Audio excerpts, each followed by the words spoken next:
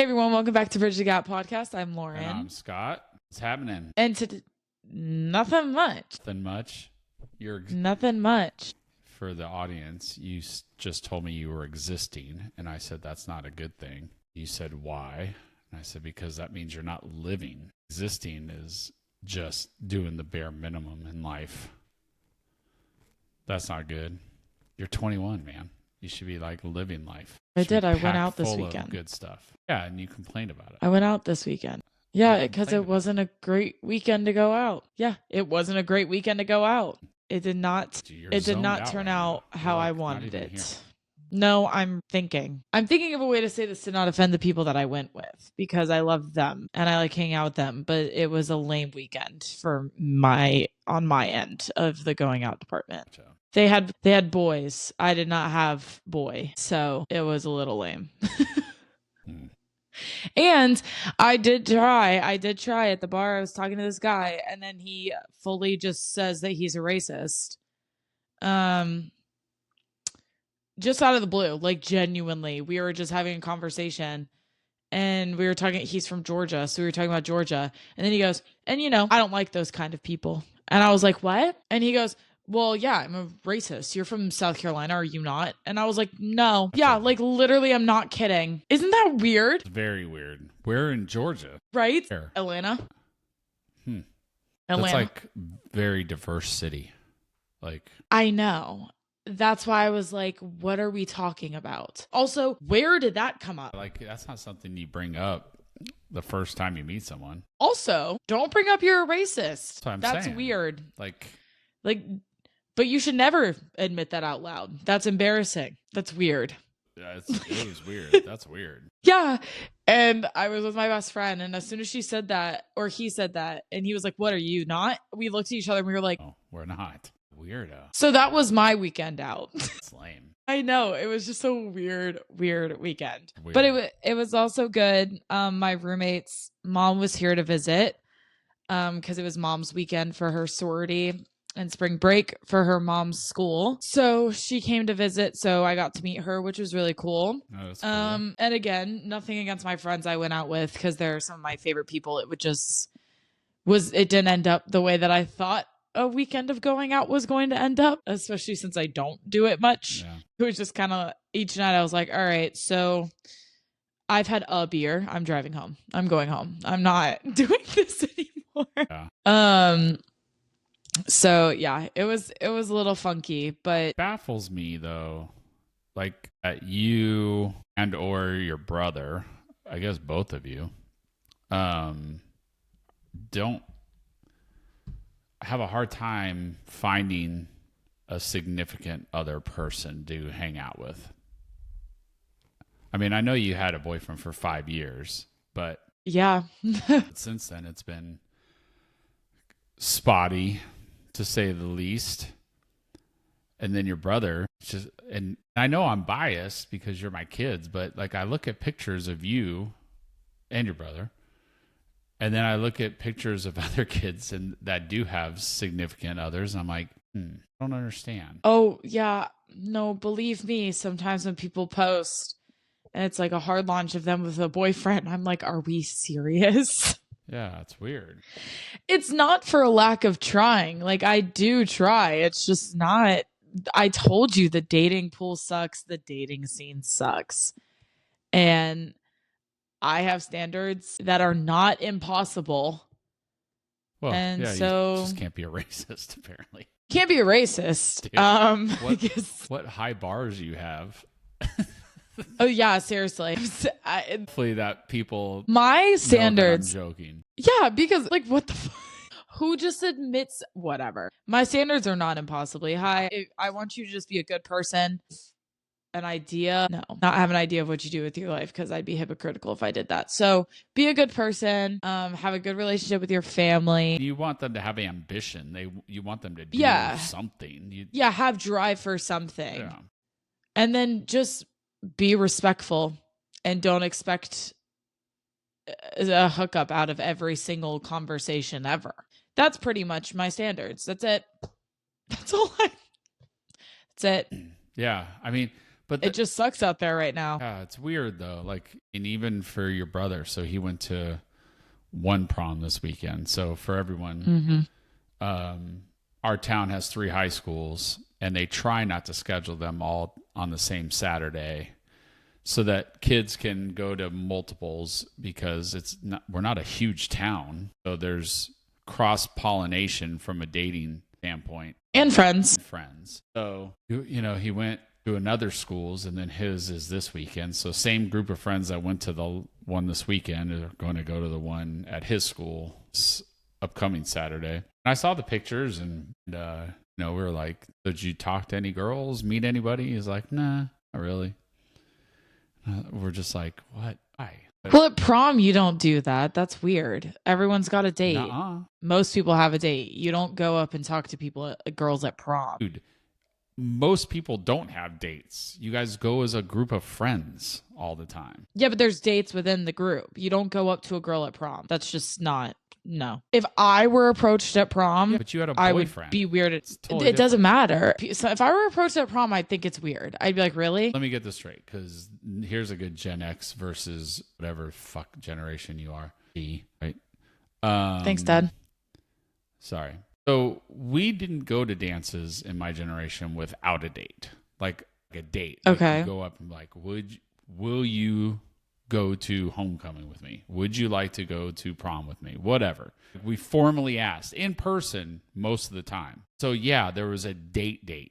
And our generation goes with friends, like groups. Like, that's not abnormal to our location geographically. Like, I hear this all over the place. Like, your cousin up in Connecticut's going with a bunch of friends. Yeah. So if you go with a bunch of friends, and the people of the opposite sex, if that's what you're attracted to, or the same sex, it really doesn't matter. If whoever you're attracted to, in a group of friends, then why can't you go up and talk to them? You're all there, stag. Like, that doesn't make any. Like, I understand if it was a date. Like, back in my day, I asked this girl, will you go to the prom with me? Yes. Okay. Well, when we're at the prom, if another guy came up and talked to her, I'd be like, what the fuck are you doing, dude? I'm gonna knock your ass out. But that's not how you people do things now. You guys all go in groups of friends, not together as couples. Well, like, I can't speak for that because I did have a date. But like, if I had a guy that came up to me at prom, I would think it's weird. And you were there with a bunch of your girlfriends? Yeah. Why? Then what the fuck's the point of going? You can just hang out with your friends at the house. No, prom's for partying. You go, you have fun with the entire school, and then you go to after parties. Approach at the after party, not at prom. Weird. You realize what you're saying, Back to the Future would never happen. Yep. Well, because they went up and... It didn't happen anyway. It's fictitious. I'm just saying. Like, it just makes no sense. That makes zero sense. Went to a bar with my friends. The high school kids, bars are different. High school kids, I can't speak for nowadays. They're all weird. I don't trust a single high schooler. I don't even like them. They scare me to death. I refuse to walk. I went and visited mom at work, and there's a teacher there that I have like a friendship with. And she was like, you should go visit them. And I'm like, oh, okay. Is it their free block? And she goes, no, they have a class right now. And I was like, well, I'm not going there by myself. High school kids scare me. So mom escorted me to the classroom because high school kids scare the crap out of me. They're mean. They're mean and they're weird and they smell. You're being crazy. I don't like high school. Your brother's a high school. I don't like high school kids. I don't like him either. That's not true. It's not true. He and his friends are the only one. Well, some of his friends. I don't like some of his friends, but they're the only ones that I will accept. But the kids nowadays are weird anyway. I mean, like, there's no awkward phase. Like, all the girls are prettier before they're supposed to be. Like, they know, but like, there's like 11-year-olds with a full skincare and makeup routine. I still don't even have a full skincare and makeup routine. Well, like, there's no awkward phase. There's no ugly matching shirts with your friends. They wear like the popular cool stuff that college kids wear. That's why sometimes I walk in places and I'm like, I look like that 12-year-old girl. Oh, because she can dress better than I can. Well, there's a lot of layers to that. One, where we are demographically is a pretty upper middle class to upper class type of area. So yeah, there's a lot of privilege here, I guess is the best way to put it. Mm-hmm. But there's also a lot of devaluing of privilege that you have. You've never been like, I want to wear this thing and I want to have that thing and I've got to have this. Like, you never were like that. So no. So if you were, then that wouldn't be so awkward to you because that's what you would have focused your money on. You were working, but you've been making your own money since you were 16, and you've never one time have I heard you say, I'm going to go get a skincare routine, or I'm going to go. But that's what I'm saying. Like, it wasn't a thing for us. Like, that's the difference is now the middle schoolers have a full skincare and makeup routine. In middle school, I cried putting on mascara. I didn't like putting on mascara because I was scared of it touching my eyeball until I was like 15 years old. They now have top of the line products, and I'm still buying off the clearance rack at CVS because like the whole younger generation is like maturing too quickly. And we kind of talked about that a little bit in the last week episode where we talked about AI's effect on the younger generation, especially with education. But, them having exposure to the internet and stuff at a much younger age. Well, yeah, it's like, but now they know how to look pretty and stuff. And I'm like, that's not fair. I looked a mess until I was like 16 years old. Like, be weird, guys. You guys are supposed to wear cringy Harry Potter shirts to school. You're in middle school. But now it's like, no, if I'm not wearing Urban Outfitters, I don't even buy Urban Outfitters. You know how expensive Urban Outfitters is? I don't have the first damn clue. They're all just maturing very quick. Yeah. A shirt from Urban Outfitters, if you're lucky, will be like $70. Ridiculous. Exactly. But that's what they all wear. They refuse to wear anything else. Yeah, you've got 12-year-olds in Park sweatshirts that are $120. I don't own a single sweatshirt. $120. Like, that's insane. I don't either. You're giving I know, that's what I'm saying. You're 12-year-olds in 120. Like, they're all just cool. They're too cool. And they're too cool for me. They scare me, all of them, because they all mature too fast. They scare me. A ridiculous statement. That's backwards. I used to be scared shitless of 20-something-year-olds. Like when my neighbors or friends had an older brother that was 19 or 20, like out of high school, and I was still in middle school or freshman. Scared shitless of that guy. That guy could kill me. I was more scared of high schoolers. But see, back then people could actually beat the crap out of each other, literally, when nobody would know because there weren't cameras everywhere. That's the problem. Well, I can't be mean to a high schooler now. Their confidence comes from the fact that they can't be held accountable for anything, because if you try to hold them accountable, they're just going to film it. Yep. Well, and then now since I'm a full adult, then it'll be labeled that I was an adult bullying a child. And I'll be like, but did you hear what they were saying to me? They were being mean first. Yeah, that's weird. I don't know. Kids are just growing up too fast these days. True. They've got too much access to everything. That's true. Where there's no. I don't disagree with you there. I just don't understand the other shit. It just doesn't make any damn sense. It's like, I'm not going to go with the date, so I'm going to go with a bunch of friends. But don't come up and talk to me, because that's weird. Like, that just doesn't make any damn sense to me at all. It's like me. It's after party party to the activities. Dance is like going to the beach with a bunch of friends and just there with a bunch of friends. A guy or a girl should be able to walk up to you and be like, "Hey, how's it going?" Yeah, but they also probably won't, because nobody can talk to each other anyway. Yeah, but that and the friend groups travel in packs, especially girls. So like, even if a guy sees a pretty girl, you have to get through like 8 of her friends first. That's always been that way. I know, but I'm saying that is like the blocker for everybody. The one that guards against anybody coming up. See, you're smiling because it's still that way. It's like, it's because I'm the guard. See? I am. Every time anyone comes near me and my friends on a night out, I immediately am wary of it. Yeah. So crazy. It's just such different. I just don't get it. Well, listen, at work, we're I think a lot of companies that are in the service sector are trying to figure this out now, because generationally we've created people that can't communicate. But then you put COVID impacts on it. So that takes another layer. Then because of that, you had all these different ways to shop, right? So I'm talking service sector. So then a lot of companies change their focus to quick instead of iconic or pleasant or, friendly. Just like, how fast can we get it to them? Yeah. So then you have you have a worker now generationally doesn't communicate well. Then went through COVID and was isolated for a lot of the time. Then businesses were more about speed and efficiency as opposed to iconic and friendly and engaging. So now, like I've always told you, what do I always tell you? When the pendulum swings one way, what eventually happens? It goes the other. It swings back the other way, right? So now the consumers are in testimonials are saying, I don't even know if anybody works there.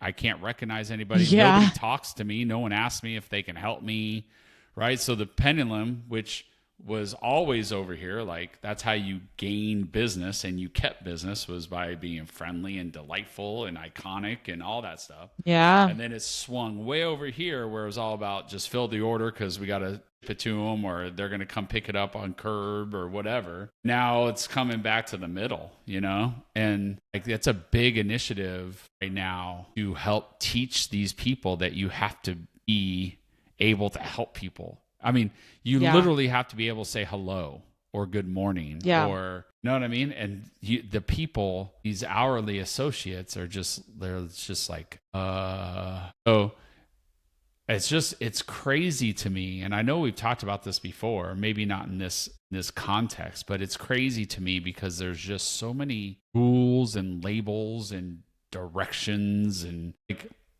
that's why I brought up Back to the Future, right? Like when Marty convinces his dad to go into the diner to ask his future mom out, sitting there in a booth with her 3 friends. And that, like when I grew up, that was how you talk. Like you went up and talked to people. And now it's like, nope. That's weird. Don't do that. You got to do this step or you got to do that step or you got to say this or you got to say that. And you got to do... There's just so I will say for a generation that is very anti-interaction, there's a lot of rules and labels associated with it. Like you said, like for the lack of communication that goes on the daily. And this is more of the younger generation, I would say. They're even more insane than like my age group is. Because all they've had is screens in their faces their entire lives because their parents just shoved them in their faces and were expected that to teach them, everything. Parents just not wanting to be parents. Lazy. And this is the consequence that we're facing. There's a ton of labels, a ton of rules about how to do things, but at the same time, like no one speaks to each other. Right. So no one talks to each other. It is insane how big of an influence everything is on everything except for the course value system. Like it's just, I mean, we can take NITOs, for example, right? How do you know what a NITO is? Dude, I know. And those have been around for a long time. Never an issue. Nothing. They were just these little stress balls, nothing major. They were colorful and cute, but no big deal. Somebody makes a TikTok and now they're like the hottest thing in the world. Like everybody wants a NITO now. Like NITOs have been a hot topic for like 2 years. It's only been in the last 6 months that a trend came out to where literally everybody comes in every day asking for them. They're skyrocketing again. Oh my God. Like, see, I'm not on that side of the internet. It's crazy, but it's TikTok. Like that's a TikTok trend thing, just like, interesting. I haven't seen that. There was another one that, was a TikTok thing. And now everybody, I mean, we've seen it 1,000 times, this drink or this toy or that, like it's just. Remember fidget spinners, Dad? Yeah, you guys all wanted them. We got them. That was 2017. Yeah. We got them. You and your brother. There was such an issue that they were banned from my school. You couldn't have fidget spinners. And slime businesses were not allowed to be conducted on school property. Right. Slime. Oh, my God. Yeah. How many bathroom rugs did you ruin from slime? It was one rug. It was one. Yeah, okay. Because Mom never gave me the chance to do it again. Yeah. Oh, no, it is true. It's crazy. I just, it's as a parent, it's sad. The leader of people, it's a lot of work to try and get people to just do what they're supposed to do, which is engage people. Like, it's not that hard. But then like the whole dating thing, and then watching my kids go through this on their own. Both of you, like I said, I know I'm biased, but both of you are attractive, funny, smart, ambitious, come from I think a pretty good family. I mean, your mom and I are still married. Not that you have to be married to come from a good family, but I mean, we're still married and happily. It's not like we are yelling at each other every night and just staying married for the kids. I mean, we're genuinely a pretty happy family. Yeah. And you guys struggle to find someone to share that time with, besides just your friends. Like but then, we talk about what we talked about. There's just so many rules, and how can you engage, and when can you engage? And if I say this, then that's going to be taken completely the wrong way. So I can't say this, and I got to say it like that, but that doesn't sound right. I mean, you guys your generation and younger just stress out so much about certainties that it just makes you paralyzed to just try and do. And it really is demoralizing to watch you guys. Like, I've told you both. It feels demoralizing, Dad. Like, that's the thing. I feel embarrassed by it. Well, and you guys also...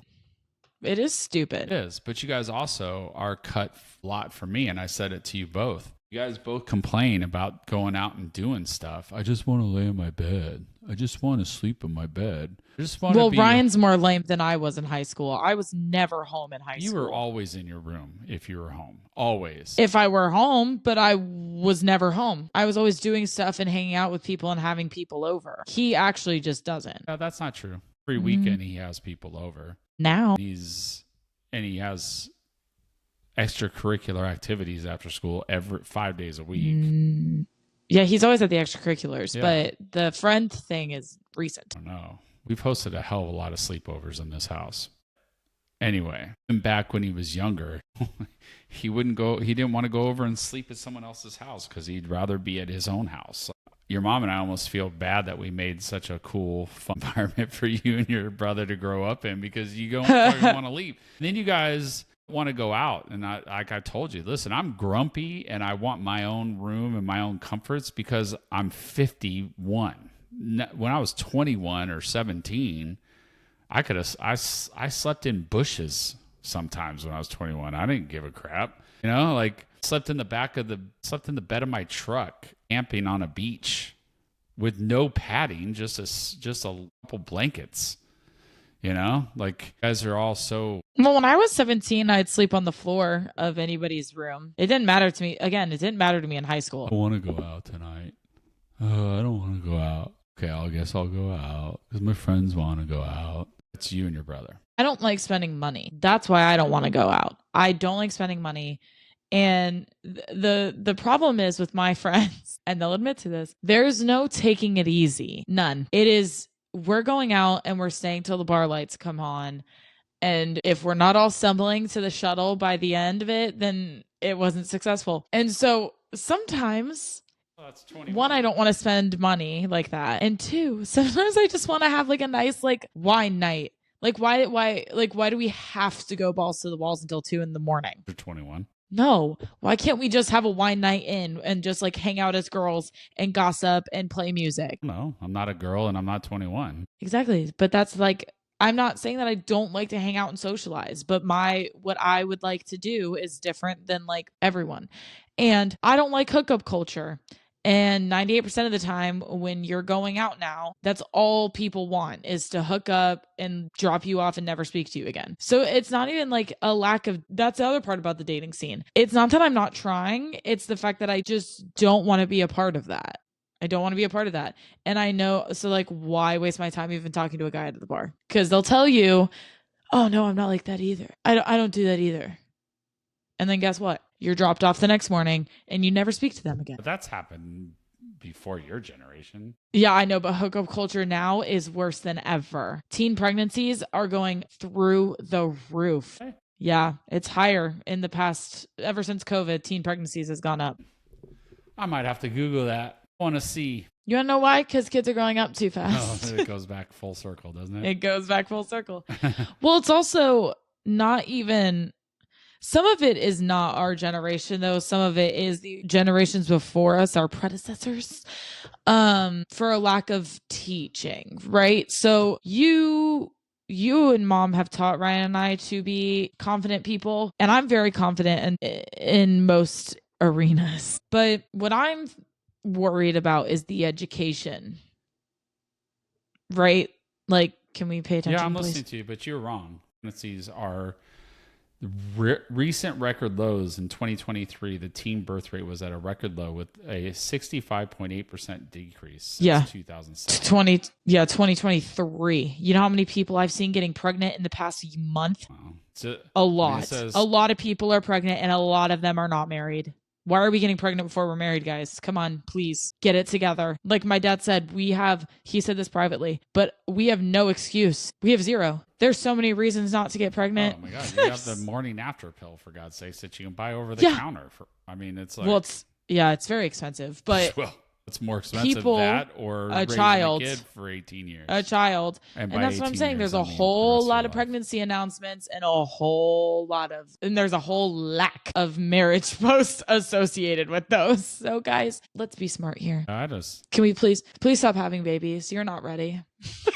Well, you're not ready. No true. One's ready, but like your frontal lobe's not done. Your frontal lobe isn't finished. Kids shouldn't be having kids, man. Yeah. I mean, it is. I don't know. We live in a weird time. We do. And your mom and I just want you guys to experience as much of life as possible, because you did and do live in a time where there's, there's no limit to what's possible. I mean, there isn't. I mean, you come from a very good home, monetarily, there's a hell of a limit right now. Upper middle class home with tons of support. You have everything as an opportunity. I mean, record deals used to only be given to bands that were performing for years and years and years in the club scene, traveling all over the damn country. Now you can put a freaking video on some site and get noticed. I mean, there's opportunities abound. That's just not how it's always been. I mean, there's just way more opportunities. There's way more things that are accessible in the good way, not just a bad way, like we've talked about. And so your mom and I just don't want you guys to sit around and be like missing opportunities. Monetarily right now, everything's too damn expensive to experience anything. Everybody says that.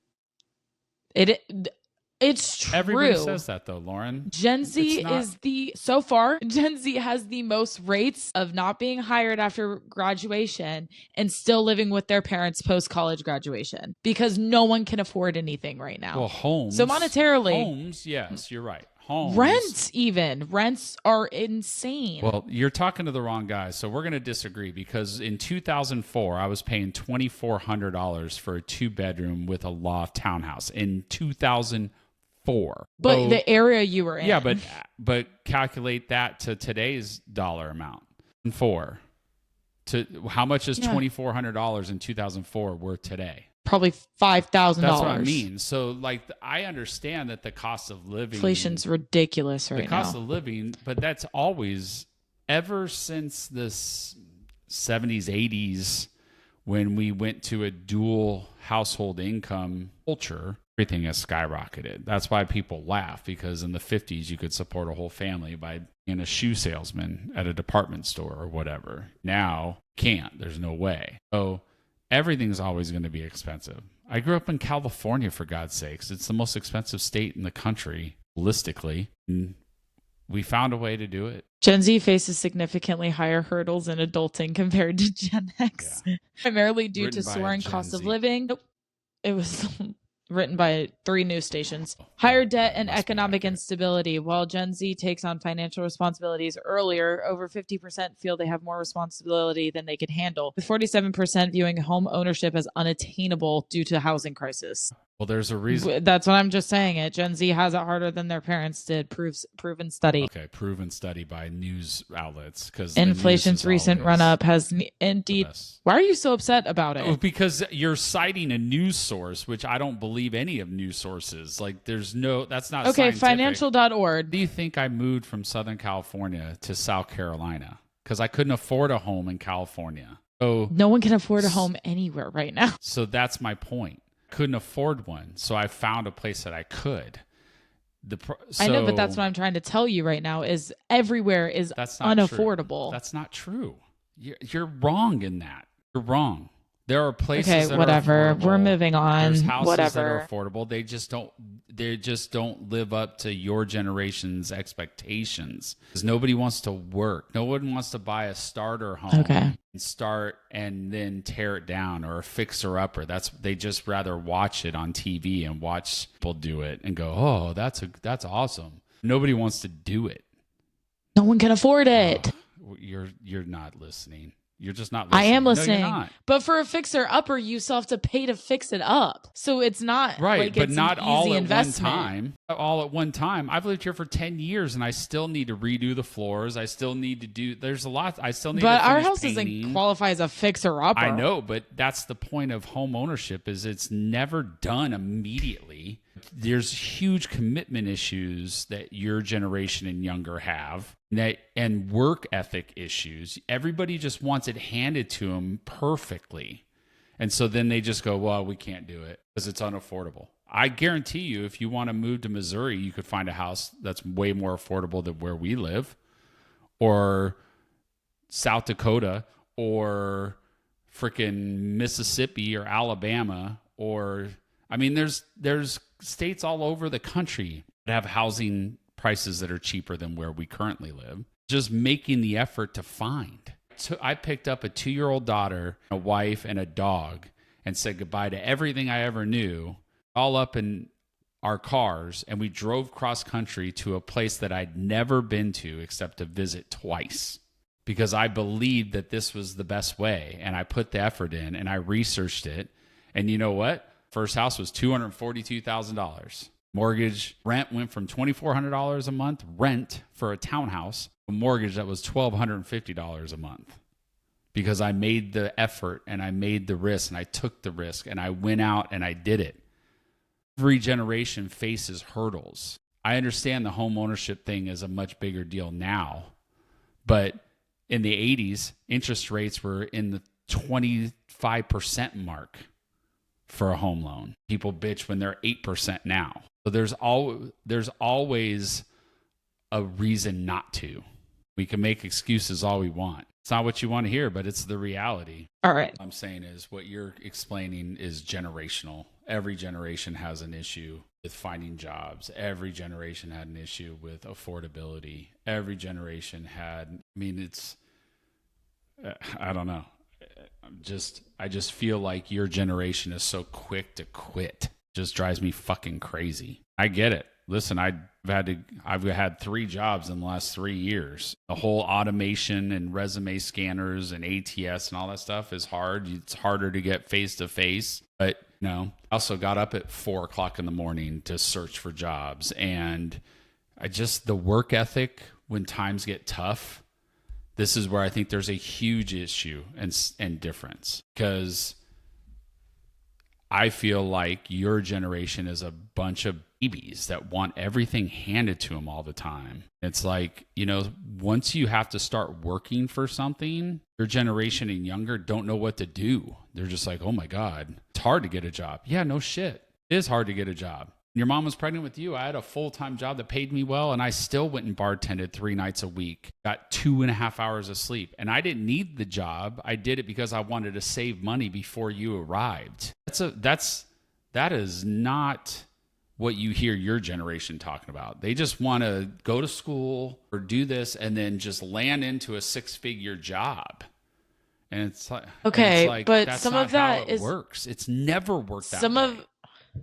But some of that perspective is not our fault. That comes from parenting. If parents are just handing their kids everything, then yeah, they're going to think that way. You guys taught me work ethic, so I have it. I'm just saying.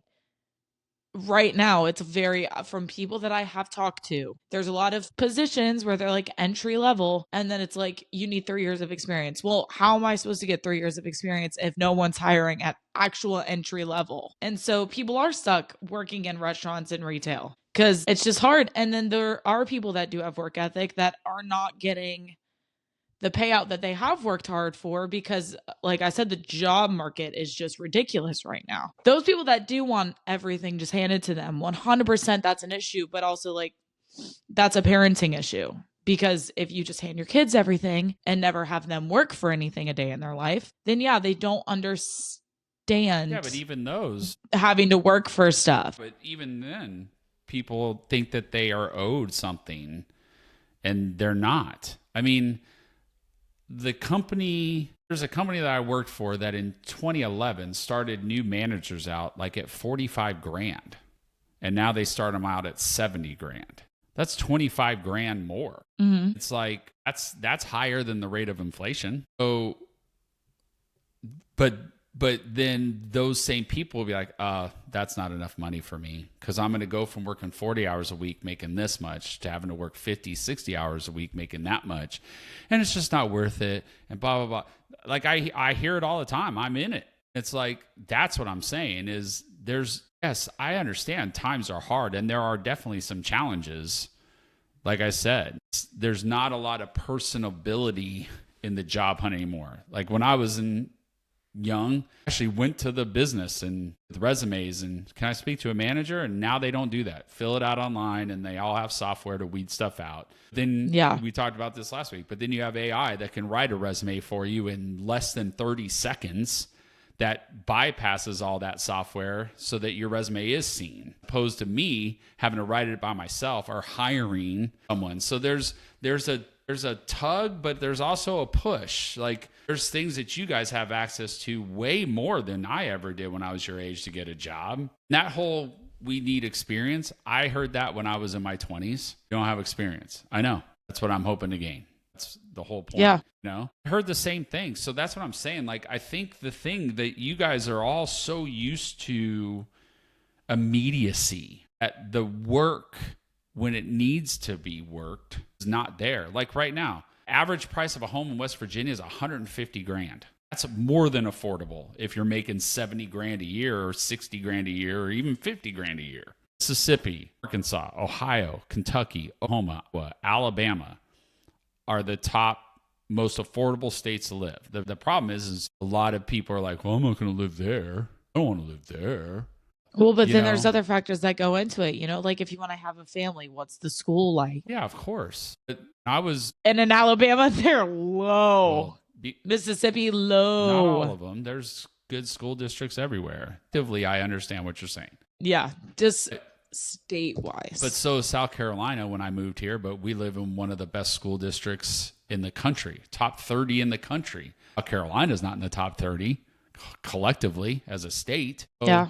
That's what I'm saying. It's just, yeah, I understand, but that's when you got to dig in and you got to keep going and be resilient and adapt and work hard and put your head down and know that the short-term work is for the long-term gain. I mean, yeah. Well, but then also like with the job thing, the lack of personability. So like with applying for jobs, it's all online. So if you upload your resume or like do all the stuff and they require a certain amount of years of experience, you don't even get a chance because of that. Like they read the resume. They don't read it. And that's what I'm saying. Right. But the computer does. So like you can't even say like, oh, I'm hoping to get the experience with you guys because I stand out in like these different ways. It won't even go through because of the work. If one of the requirements is like 2 years of experience in the field, right? If they don't see the resume scans and it's not there, you don't even get a chance to fight for it. You know what I'm saying? Yeah, but I don't know. So that's just the other part that I wanted to bring up about like the lack of personability, maybe, and like why that's another reason why the job crisis is so hard right now. Because like, yeah, you can't just walk into anywhere and be like, hey, I want to speak to your manager because I'm really interested about this entry level position that I saw like put on a flyer in the mall. Like you can't just hand it over and like try to talk to them and at least get them to try to give you a chance. I don't going on. It's just weird. But it's also, like you said, different of perspective. Like, to me, I think like it can be a little frustrating that I feel like your generation just doesn't even try to see it from our point of view, but that's because y'all didn't have it like we did. Like, there's y'all's level of difficulty was an entirely different level than our level of difficulty, like the personability thing and all that kind of stuff. It's just all entirely different. And that's where AI and the internet comes into play. Was it for good or bad? Because from what we've said, it's pretty bad. Yeah. On this episode, at least. That's what we've come to the conclusion of. I mean, I get it. Like, I get what you're saying. It's not that we're not willing to hear it. It's just frustration collectively with my generation and yours and younger is everything is either has to be perfect or ideal or immediate, because that's how you've grown up because of the internet and phones and social media and everything. So frustration level is they say I need experience, but it's an entry level job. Then how do I gain experience? Right? Do you research that? Just researched it, and they said they look for transferable skills that you can gain doing internships or community service work, or there are ways to do it. And it's like okay, so find those things, or there's ways to get around hurdles that my generation and older were faced with and had to. We had no choice.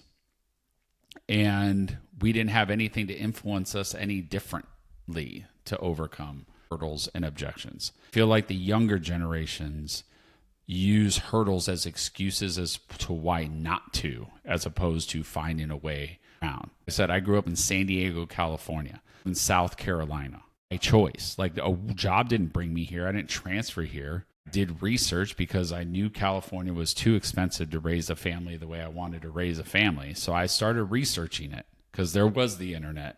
And I found a place that we visited. We visited numerous places. We found a place, and then when we got here, they wanted to show us houses north of the city because that's where everything was blowing up. And I was like, I was doing some research, and there's this town that has a really good school district.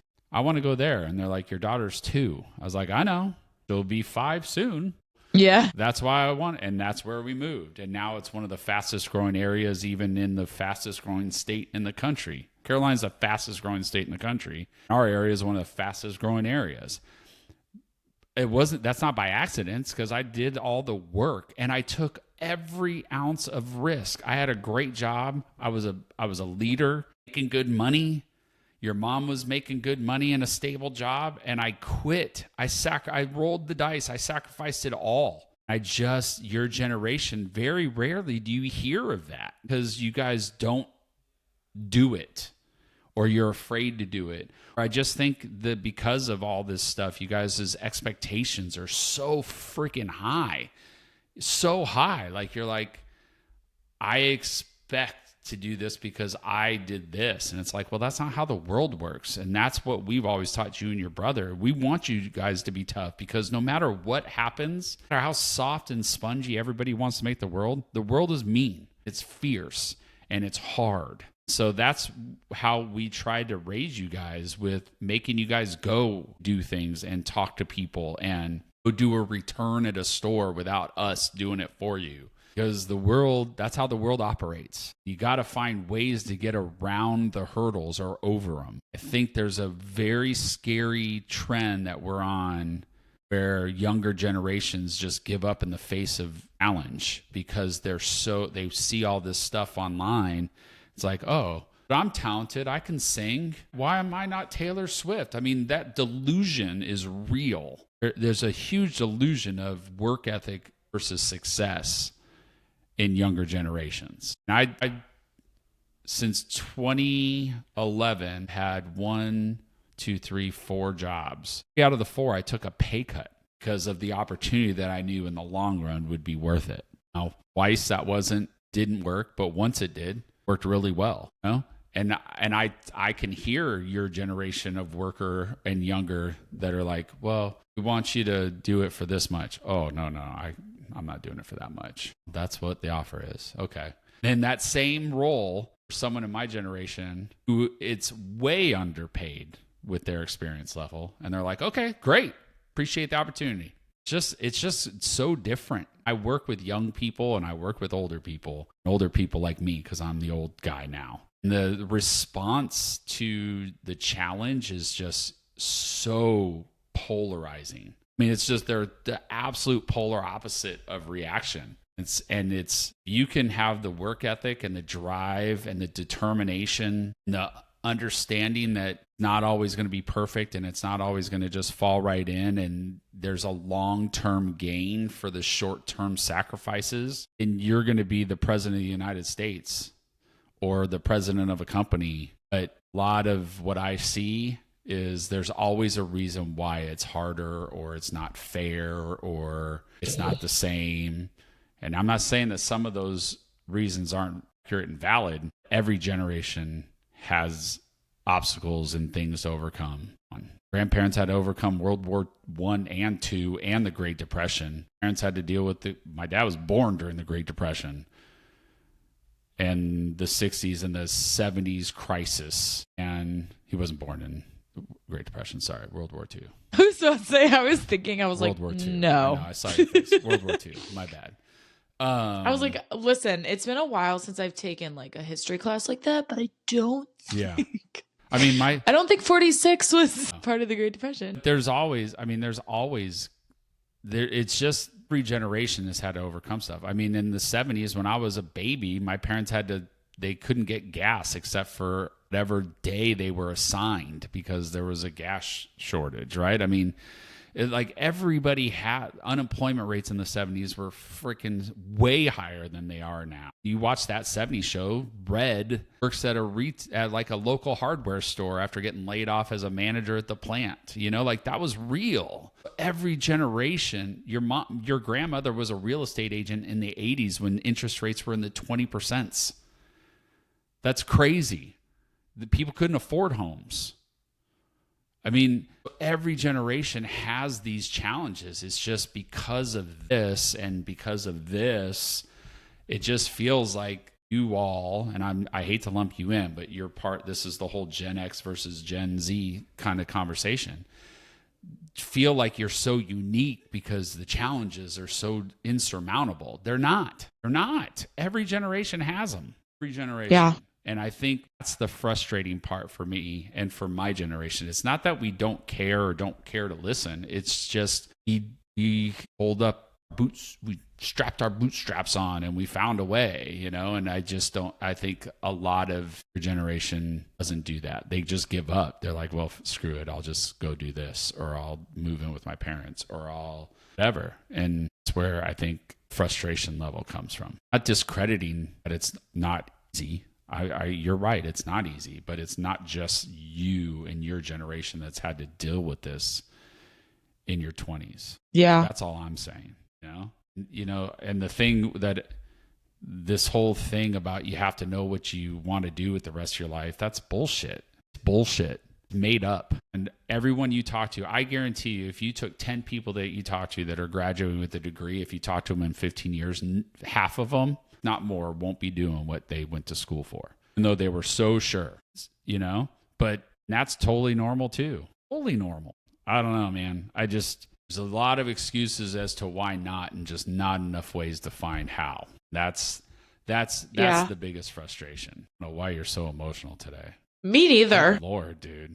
I can't handle it. I don't know either, to be honest. What the hell? No idea. I genuinely have no idea. And listen, I'm not trying to be an asshole, but I was in a meeting today with my peer level, doing a meeting with her direct reports, and they were trying to work out scheduling coverage and things. And literally one of the assistant managers, who's a 20-something, was like, I'm not doing that because I live the farthest. It's like, what? I would have never had the balls ever tell my boss I'm not doing that because I live too far away. Ever. It's unbelievable to me that they even thought that was okay. Here's the thing. I didn't react to it at all. Before they left, because I'm visiting in the location, right? Like part of my training, since everyone knows I got a new job. So before he left, I asked him, I'm like, where do you live? He told me. And yeah, it's far. You know what he said? I go, dang, that's far. Like I was trying, it's all being smarter than your audience sometimes. Because I want to know, how far away do you live in order to feel so confident to tell your boss no because you live too far, right? And he does. He lives far, probably as far as I do right now. It took me an hour and 10 minutes to get home today because of traffic. Yeah. Then I was like, man. And he said, I'm closer to this location than I am to here. I was like, you are? Why don't you work there? He goes, they asked me to, but I didn't want to leave. Well, then it's your own fucking choice. It's your own choice to come there and go there. You made the decision. The company said you can go here. You said, no, I don't want to go there. I want to go there because that's better. Which it is. That location's way better than this one.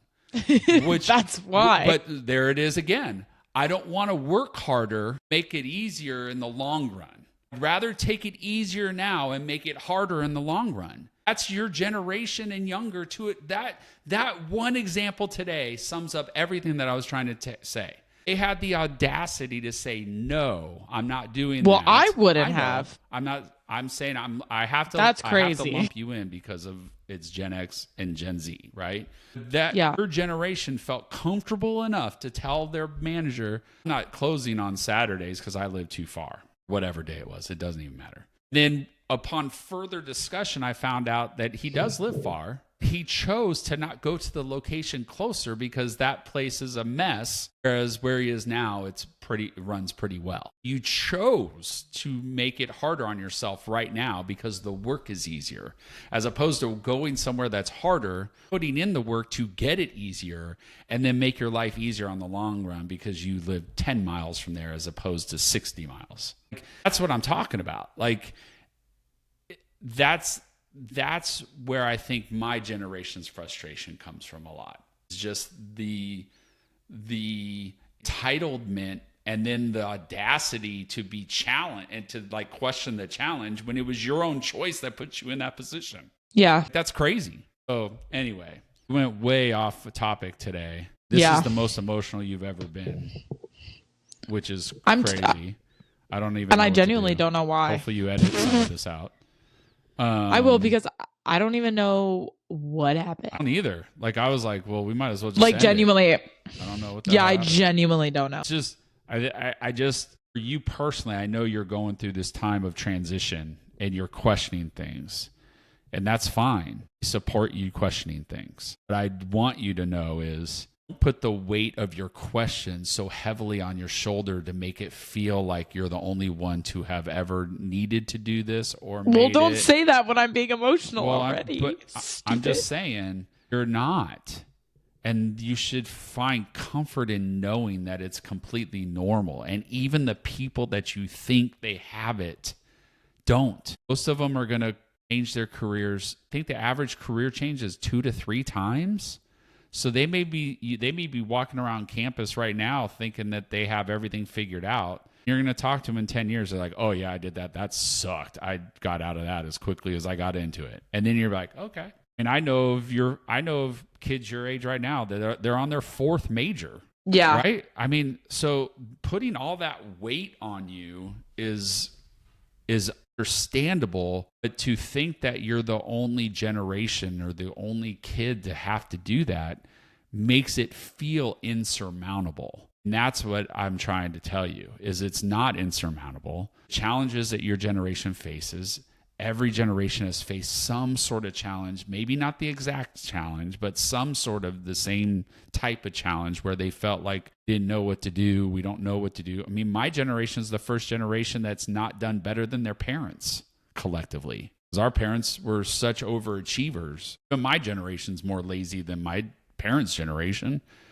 You know, so there's some reciprocity in generational experiences. Though technology changes and things change and the world changes, there's still some of the same things that are just reciprocal. They just happen no matter what, whether it's hardship or feelings of uncertainty or feelings of fear. I mean, I used to do duck and cover drills every day, every week in my elementary school because we thought Russia or the Soviet Union and the United States were going to get into a nuclear war. You know what I mean? And have the greatest outlook on what the rest of our life was going to look like in 1984 or 83, you know? So everybody has that. Just you can overcome it by understanding that you're not alone. Most people have gone through this, or they go through it later in life. There's a reason why they call it a midlife crisis. Then you know that there's a way out, there's light at the end of the tunnel, and there's going to be success on your horizon because you have ambition and you have work ethic and you are intelligent and you have a good background. Those things should elevate that feeling to know that you're going to overcome it. Just have to, but I can't crawl in your head and shake your brain around and say, listen to me, you either do or you don't, you know? But that's why our generation gets frustrated, is because everybody feels special and everybody feels like it's just them or they're the only ones. And it's not. They're not. And I'm not, you know? And if you can understand that and then know that, and it should free you of the burden of the feeling that makes you feel like you have to have it all figured out when you don't. You don't. You're not gonna figure it out until I was well into my 30s. I'm still trying to figure it out right now. I'm driving home in that traffic. I'm figuring out what the hell am I doing? I'm 51 years old and I'm dealing with this bullshit. That feeling never goes away. I mean, some of the most successful people in the world are questioning everything and why and what they do. Absolutely. They're just not on TikTok. I wouldn't. If I was making $1 million, I would not question a damn thing. You would. I'd be like, all right. I'd be like, okay, well, at least I'm making $1 million. You'd question everything. Can I trust that person? Are they stealing from me? Is my accountant okay? Do I have a good lawyer? I wouldn't talk to anybody anyway. Yeah, okay. All right. Well, on that note, I'd have my family and that's it. I'm not talking to anybody else. No. I'll be like, I wonder why you're single. Oh my gosh, what's her face? I'm not talking to anybody. I'd be like, oh my gosh, let me find her. Hold on. I don't know why I'm blanking on her name right now. Oh, Enya. I'd be like her. Yeah. Yeah, she's the one that did, yep, she lives in a castle by herself in Ireland with her cats with millions of dollars. And you know what? That'd be me. If I had $1 million, I would also live in a castle with a bunch of dogs and only have my family over. That sounds like a dope way to live. Yeah. Well, a castle by yourself? That's what you would do. Not you by don't like myself. to talk to people either. I don't mind talking to people. Socially, I'm introverted. Professionally, I'm extroverted. Correct. Professionally, I'm extroverted, but I'm paid to be extroverted at work. Exactly. So, politely, y'all, if he had money, he would live in a large plot with no neighbors and only talk to the family and a select few people. There is some truth to that. That's true. See, thank you very much. But once again, you guys wonder where I get it from? No, well, you just made the argument. See, but socially, I'm 30. Oh, so socially, you can be introverted. I'm socially introverted. Professionally, I'm not. I'm 30 years older than you. When I was 21, I wasn't socially introverted. I was out every night. I was having the time of my life. But introverts do exist, and that's okay. No, I am one. I know. But when I was 21, I wasn't turning much down. They were like, "Do you want to go here? Yeah, let's do it. Do you want to go do that? Yeah, sure, I'll try it. Whatever." I mean, that was the point, is trying to do all that stuff and figure all that stuff out and fill in my days with experiences. Sitting at home playing Sega. Playing what? Sega. That's a generational thing right there. If you've seen the movie Swingers. Why'd you say Sega? I said Sega. Oh, it's on my end. It sounded like Sega. No. I was like, what the hell is... I know what Sega is. That's Sega. Like in the movie Swingers when they're playing the hockey game on Sega. Dude, I played that constantly when I was in my 20s. Sonic the Hedgehog. It was the best. Sega. I know Sega and Atari. You just said it on my end. It came through like you said SIG, like SIG. I was like, what the hell is... At least I know what a Game Boy is. Best thing I had when I went to Europe for the first time. It's like it was like the first version of a Nintendo 3DS. It's great. Or DS, I guess. Yeah. Anyway, we should wrap it up. It's been an hour and 13 We should wrap it up. All right. Well, guys, that took a turn that we were not expecting. I don't know what my problem is today. I guess I need to go to bed earlier tonight. But yeah.